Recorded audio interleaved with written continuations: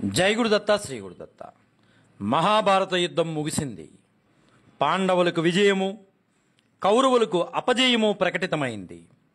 అర్జునుడు, కృష్ణుడు ఎంతో విజయోత్సాహంతో యుద్ధభూమి నుండి వస్తున్నారు. అర్జునులో కొంత అహంకారం ప్రవేశించింది. యుద్ధంలో తానే విజయం సాధించాలనుకున్నాడు అర్జునుడు. కృష్ణుడు తనకు కేవలం రథసారథి మాత్రమే అనే భావన అర్జునుల్లో వచ్చింది. సాధారణంగా కారు నడిపేవారు డ్రైవరు ముందు దిగి తెరిస్తే యజమాని దిగడం అనేది మర్యాద. ఆనాడు కూడా ఇదే పద్ధతి ఉండేది. నేను రాజును, కృష్ణుడు కేవలం సారథి అనుకున్నాడు అర్జునుడు. ఇంతలో కృష్ణుడు, బావా మనం గమ్యం చేరుకున్నాం, నువ్వు దిగచ్చు అన్నాడు. కానీ అహంకారం లోపల ప్రవేశించింది కనుక, బావా మీరే ముందు దిగండి అన్నాడు అర్జునుడు. కాదు కాదు బావా, ముందు నువ్వే దిగాలి అన్నాడు కృష్ణుడు. లేదు బావా, ముందు మీరే దిగాలి అన్నాడు అహంకారంతో అర్జునుడు. ఇరువురికి కొంతసేపు వాదం జరిగిన తర్వాత అర్జునులో ఎక్కడి నుంచో భయం ఏర్పడింది. ఇంత విజయాన్ని సాధించి సర్వశక్తిమయుడు, సర్వజ్ఞుడైన కృష్ణుడు చివరిలో ఏం చేస్తాడో అని తానే ముందు దిగాడు.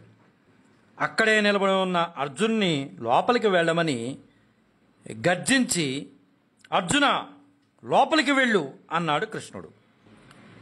భయంతో అర్జునుడు లోపలికి పరుగులు తీశాడు. ఆ ఉత్తర క్షణంలోనే కృష్ణ భగవానుడు ఒక్క మారు తూరి కుంభించి ఎగిరాడు కృష్ణుడు. కృష్ణుడు దూకిన తక్షణమే రథం కాలిపోయింది. వెంటనే అర్జునుడు ఆశ్చర్యంతో, కృష్ణ ఏమిటి, ఏం జరిగింది, ఇది ఎందుకు ఇలా రథం కాలిపోయింది? అందుకేనయ్యా మిమ్మల్ని లోపలికి పొమ్మన్నాను అన్నాడు కృష్ణుడు. ముందు దిగనంటే దిగనన్నావుగా. ఈనాడు కర్ణుడు వేసినటువంటి ఆగ్నేయ అస్త్రాలకు నా కాళ్ళ కింద తొక్కిపెట్టి ఉంచాను. నేను ముందు దిగి ఉంటే రథం కాలిపోయేది, రథంతో పాటు నువ్వు కూడా భస్మం అయ్యేవాడివి అన్నాడు కృష్ణుడు. చూసారా నా భగవద్బంధువులారా, భగవంతుడు ఏది చేసినా, ఏది చెప్పినా, ఏది చూపినా భక్త సంరక్షణ నిమిత్తమే కానీ తన స్వార్థం నిమిత్తం కాదు. భగవంతుడు భగవంతుడు అన్నంత మాత్రాన భక్తి ప్రపత్తులు అధికం కావు.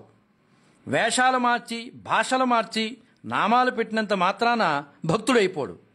భగవంతుని యందు ఆదర్శవంతమైన మానవత్వాన్ని సందర్శించాలి, అప్పుడే మానవుడవుతాడు. ఈ మానవతాశక్తి మనం పోషించుకోవాలి. కేవలం మనసుతోనే అన్నీ సందర్శిస్తున్నాం, మనసుతోటే విచారిస్తున్నాం. మనసంటే సంకల్ప వికల్పములే, మన సంకల్ప వికల్పములే మనం ఆచరించే కృత్యములకు దారితీస్తాయి. కనుక ఆచరణ శుద్ధమైనప్పుడే మన మనస్సు శుద్ధమవుతుంది. మనస్సు శుద్ధమైనప్పుడే మనిషి మనిషిగా బ్రతకగలడు.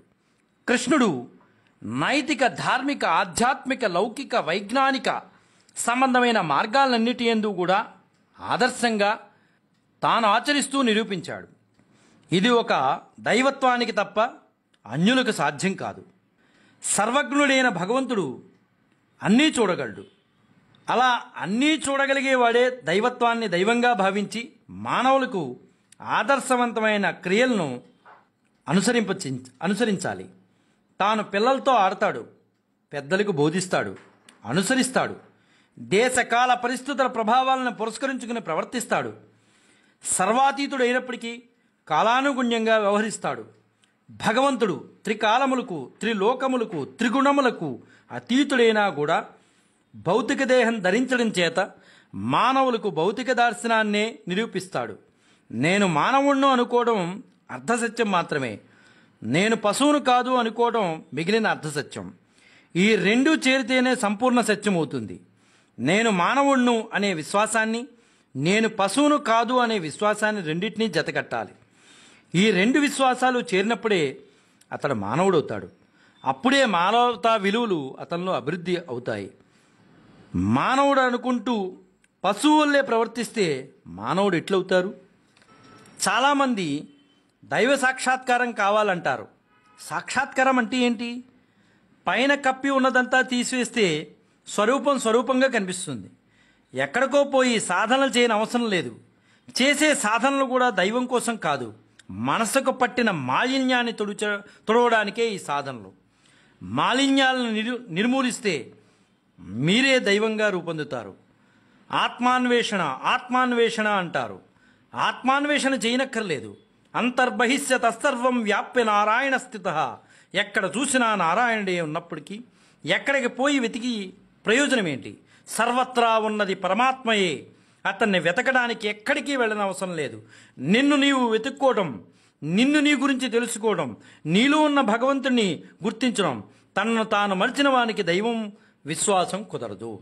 కాబట్టి మనలో ఉన్న భగవంతుడిని మనం గుర్తించిన రోజున అందరికీ మంచి జరుగుతుంది. జై గురుదత్త, శ్రీ గురుదత్త, శ్రీపాద శ్రీవల్లభ చరణదాసుడు, మానికొండ రాజశేఖర శర్మ, రాజమహేంద్రవరం.